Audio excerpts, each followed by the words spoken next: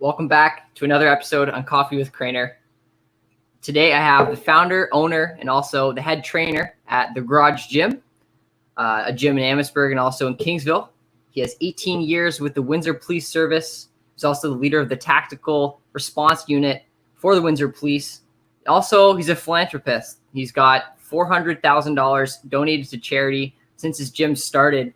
And he's really focused on giving back and helping train people in the community to be the better them and to ensure that they're motivated and they're setting their goals. A little bit about the Garage Gym. It's a strengthening and conditioning facility. I definitely recommend checking out their website to learn a little bit more about how you can change your mind, your body, and your spirit right at the Garage Gym. So Tony, welcome on board on the show today. Thanks for having me. Thanks very much. Nice local guy having me on too. I appreciate that. Absolutely. So Tony, when you're in a rush, you're on your way to work, where do you usually grab a cup of coffee, whether it be in Amherstburg or out in Kingsville? There's great places in Kingsville. Red Lantern is right next to it's attached to the Garage Gym, so I go there quite often. And here I go to Caffeine very often, or I grab one right here. We do serve coffee, but I've been hitting Happier Camper lately too a lot. Now Awesome. That it's open. Yeah, perfect.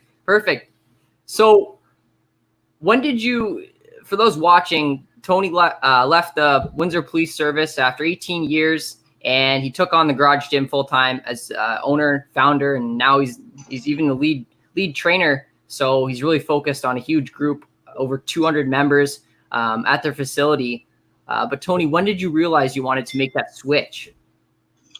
It was a long time coming. Like, there was a lot going on at the police department and with shifts, and my wife was a police officer too, and we were having kids, and just decided that there was a certain give and take that I wasn't willing to have with my family life as opposed to my profession. And the gym was growing; it was in our house at the time, and so it just started to really realize that that was really something I liked to do, and I could, I know you have to work just as hard to probably make less money, but it allows me some freedoms that I just wouldn't have. Working for the man, for lack of a better word. Yeah, no, exactly. Right. You're working for yourself. Would you say you're, do you think of your work right now as a job, or is it more of you're just going into work and you don't even think of it as a job? I very, very rarely think of this place as a job. It's exactly. More of like a hangout where, there's some business to it, but I really enjoy it and just come in here and see people that want to get better every day. And it's a lot like policing in terms of like, we're here to help people. It's just all the people that come here want to be helped. And that's not necessarily the same thing when you're out there fighting crime. Yes, exactly. Now, what really sparked your interest in lifting weights? When did you really want to improve your body shape and your health? I started lifting weights when I was like young. Like I started like on a body weight program when I think I was probably 10 or 11. There was a university basketball coach from the Lancers that gave me a little program. I started doing it. My dad built me a gym in our shed. And I started lifting weights probably when I was 13, 14 years old and never looked back. Awesome.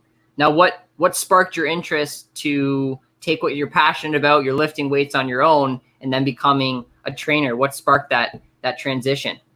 So part of the SWAT team, when I was the team leader, we were held to a higher physical fitness standard.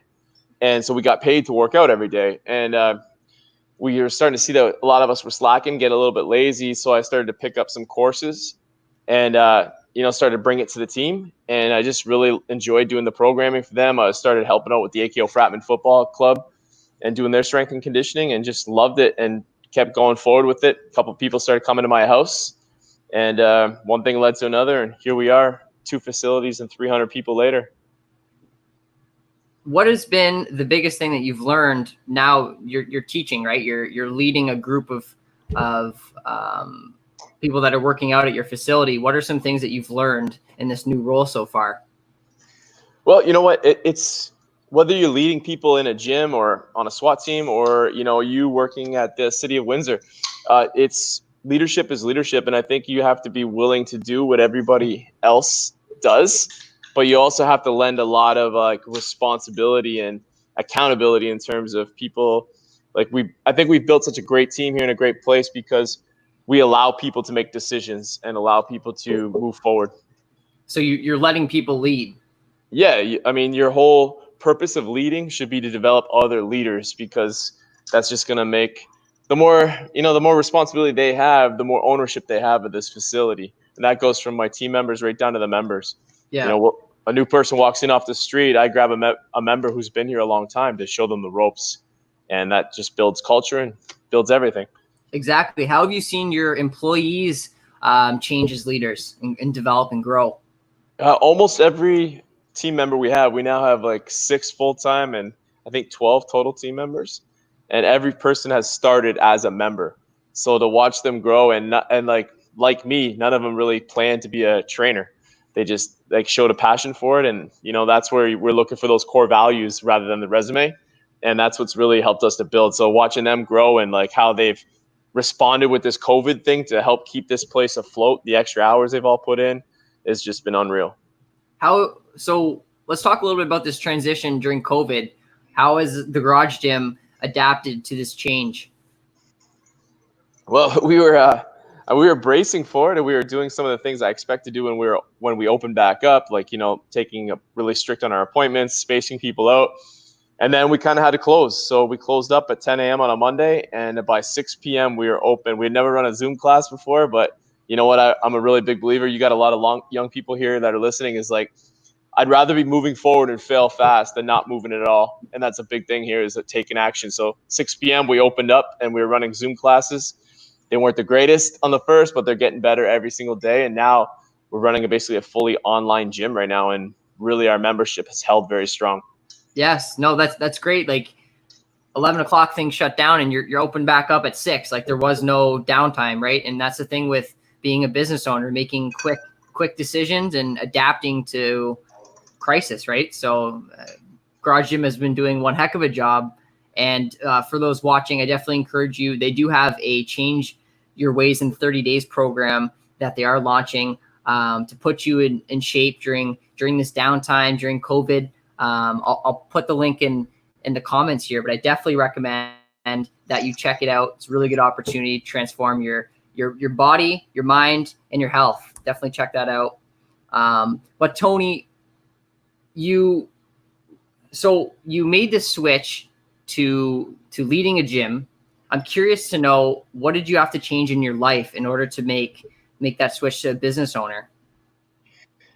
Well, one of the things that I had to switch was one, I don't know about you guys and your listeners, or your viewers, is I have no background, man. Like I got like a high school education, and I was a very, very versed in policing and tactics, but I knew nothing about business.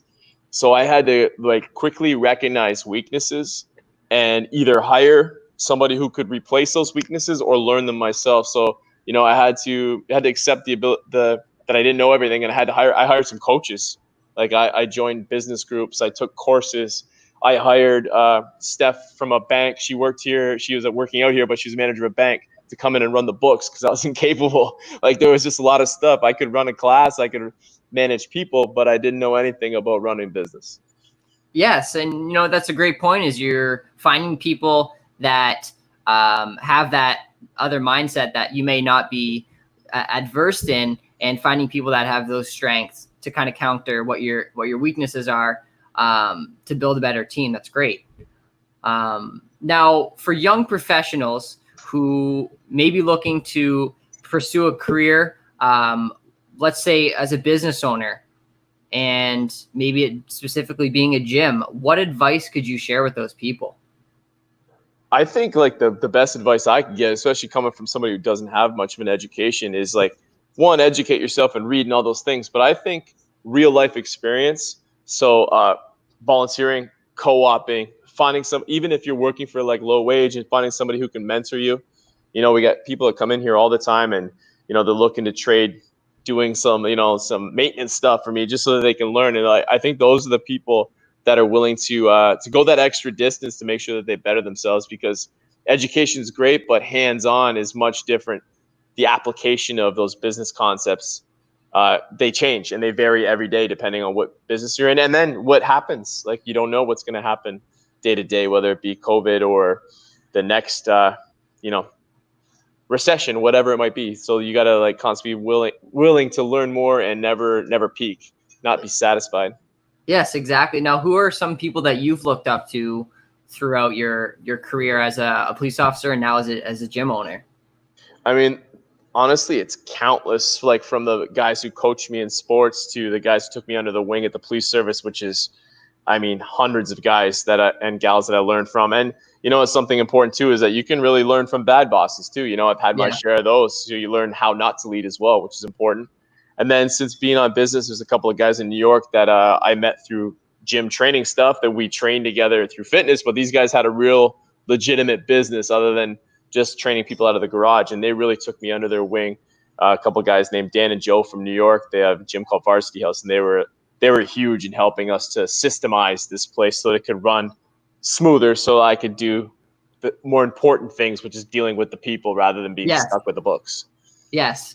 What from those role models, what are some things you took away from them? Delegate. You know what? I should have learned that when I was a police officer, because that was one of the things I think I did really good at. But then once I got into business, you become so focused on, keeping your operating expenses down and things that you sometimes don't delegate enough, because to delegate costs money. So you got to, but you know what? Once I free up that time, you have to kind of give yourself a wage. And that's one of the things they said, like, my free time is worth a certain amount. And I got to remember all the time that I left policing to spend time with my family, not to spend every minute here. And I was getting stuck in that. So I think I've learned to delegate and to lend some really good responsibility to some people that, maybe you don't feel like can do as good, but once they catch up, they do it better most of the time. Yes. And you made a great point. I've seen this on your social media, is that you have to let people lead, right? You have to let them figure it out sometimes, right? Absolutely. If you don't give anybody the authority to make decisions, then there's no point in delegating that work. If right now, like Nikki, who's sitting by me, and Casey and Riley, they worked on this 30 days to change your ways. If they had to call me with every decision that be made, I might as well have done it myself, right? So allowing them to make those decisions and allowing them, they're also going to believe in that plan so much more than they would if I just told them how to do it. Yes, exactly. Now, what is the team culture like at Garage Gym? It seems like it's like a family. Yeah, this place is a family. We spent, I was one of the hardest things of the COVID was when we had to actually all work from home and not see each other every day. And I think that lends a lot to this place and what they all bring to it. What would describe the atmosphere, those watching?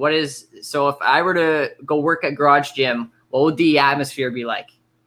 Well, here we don't take excuses here. So we try to make everybody understand that, you are making excuses. Either it's a priority or it's not a priority, your health. So if your priority is here, there's people here that are in the same circumstances as you, if not worse. So lending perspective on, what your problems are and being realistic with it, making sure you get in the gym. And then once you're in here, it's hard work, but we have everybody from pro athletes to, somebody who just got off the couch who's 150 pounds overweight. And the only standard here is hard work and support of your peers. So, I know you see all these Planet Fitness commercials about being judgment free, but this place truly is judgment free. It's all about support, and, your personal best and my personal best are your individual personal best. You just want to be better than yesterday. Yes, exactly. Right. A lot of people get really focused on comparing themselves to other people. I should be this weight, or I should have abs just like this person. Right. And it's got to have the focus on how you're bettering yourself. And you're so right, is taking that one step forward and being better than you were the day before. Now I'm curious, what is like the Garage Gym schedule like? Like, what for somebody who's working at Garage Gym, what would their schedule be like for the day? So for the people who work here, that's one thing that we've worked very, very hard on. Typically in our gym settings, in most gym settings, it's very busy in the morning, very busy at night. Yeah. But if we want to have an employee who's going to work 40 hours a week to make sure that they can pay their mortgage or rent or their car or their student loans off, that would mean that they'd have to work morning and night. So one of the things we did is we really divvied up the tasks so that everybody wears two hats, so that you're able to work like an 8-hour shift or a 10-hour shift where you're training part of the time, and then you're running whatever end of it. Like we talked about Riley, she's working on the marketing. but she's still going to work her shifts on the floor. Nikki's going to work on the sales and work her shifts on the floor, so that they can have a pretty standard work day where they're either working days or afternoons, so that they don't have to work both and only have the middle of the day off. That's how we were when we first started and when weren't operating as efficiently, but I think that's one of the biggest steps, and it's led to employee happiness. And when my team members are happy, they're exuding that to the members. The members are happy and everybody's happy, as they all frown at me in the background on their long day that they've been here. No, that's awesome that the employees are gaining so many different skills, not just personal training and being a trainer, but they're learning, like you said, like some of your employees are doing marketing, they're doing sales, right? It's so important for somebody who's working for a company not just to be focused on one objective, because it gets so repetitive and it can be almost boring just to work, right? So you got to have some spunk during your work, and it's great that a lot of your employees are doing like a variety of different things. Yeah, and it's important that they you're not going to force them to go in a seat they don't want to sit in, right? If somebody doesn't want to do the Instagram, they're not going to do it very well. So, when somebody also shows interest in it, man, you got to just keep putting wood on that fire. And we invest equally in the business side of training as we do in the actual on the floor training. So we try to provide, if somebody really shows interest in something, we're going to invest and get you courses to do what we can to make sure we can get the most out of that. Yes. And Tony, I mean, you're doing an excellent job keeping your team motivated. I see nothing but great things on social media of just the atmosphere. That was the biggest thing for me, is seeing Garage Gym and the team culture and the atmosphere that everyone's talking about in the community. It's great. Great to see everyone's motivated. And I'm curious, what is your why? Why do you do this? Oh man, that's easy. So nothing's changed for me since I was a police officer to now, just the platform. So the purpose has always been to positively impact as many people as possible every single day. And so that never changes as long as you keep your focus on that. If there's anything you could ever have, that would be my one advice, is to keep your focus on that. Your platform can change, but your mission, stay focused on that. Your mission can change too, but make sure that you change with it. Yes, exactly. So you mentioned that you really enjoy seeing other people change and be a better them, and that's your why. What are some success stories that you can kind of boast about right now that really inspired you to keep going? We have one guy in here who came in here. He was so nervous to even walk in the gym. He came into one of our we used to have a program called New to You. He came into that, barely spoke, didn't have too many friends that I saw. And now this guy is immersed in the not just the gym, but he's immersed in just the social life. He's hanging out with people. He's got this great group of network of people that are like-minded individuals, and he's lost 100 pounds. Wow. To say that guy, we haven't, added years to his life, I think is, he did the work. We provided the little bit of push into the direction. And that is, and the countless stories of people losing 50, 60, 70 pounds it's truly to see. They're different people. They come in here, they wear themselves different. They smile, they have confidence. They're just seeing that.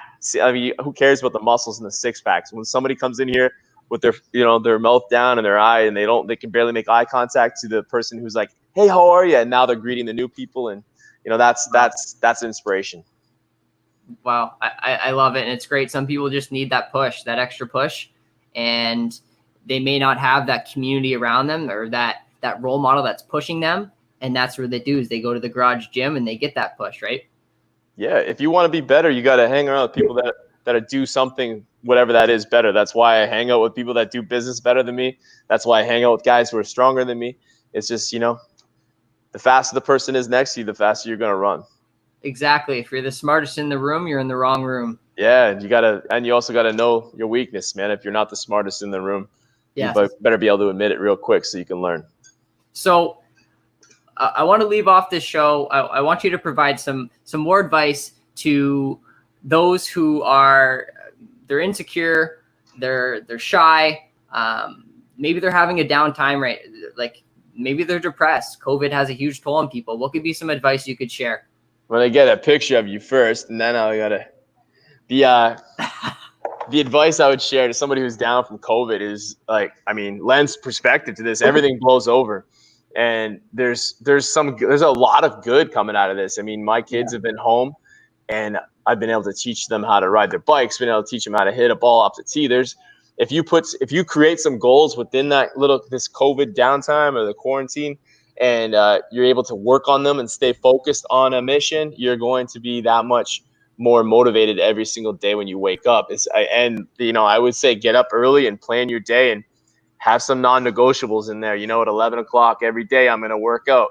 At 1 p.m., I'm going to spend, 3 hours of blackout time with my kids or read a book. Like, there's just so much you could accomplish in this time. I mean, we're losing money. All kinds of people are losing money, but there's no reason to get down about it. As long as you're able to keep marching forward, eventually things will get back to normal and you'll be better for it. That's what resilience is, right? It's walking through fire and coming out the other side. I love it. Tony, thank you for joining me on the show today. You fired me up. I'm going to be getting up at 6 a.m. tomorrow just because of you. But truthfully, yes, thank you. Thank you for joining the show today and really talking a lot to people that are, maybe they're insecure. Maybe they need something to do. Maybe they're confused, scared during COVID. And you make a great point, is finding something to do. Even if there's not something to do, you don't have a job, right? There's definitely something that can be accomplished at home. And planning your day accordingly is such a big component to it. Yeah, take action. Take action on your problems, always. Awesome. I love it. Thank Tony, you for having me. Yes, thank you for joining the show. Have a great day, and we'll see you next time on the Coffee with Crainer Show. Thanks so much.